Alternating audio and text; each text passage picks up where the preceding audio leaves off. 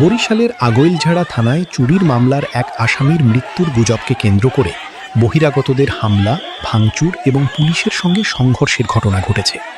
এই ঘটনায় সহকারী উপপরিদর্শক এএসআই আব্দুল হালিম সহ অন্তত ৬ জন পুলিশ সদস্য এবং ৬ জন সাধারণ মানুষ আহত হয়েছেন।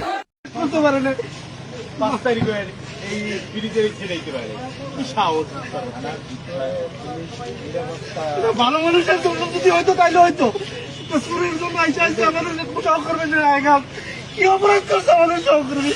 একটা চোরের জন্য যদি এই অবস্থা হয় তাহলে আমরা কিভাবে আইন শৃঙ্খলা পরিস্থিতি নিয়ন্ত্রণ করবো?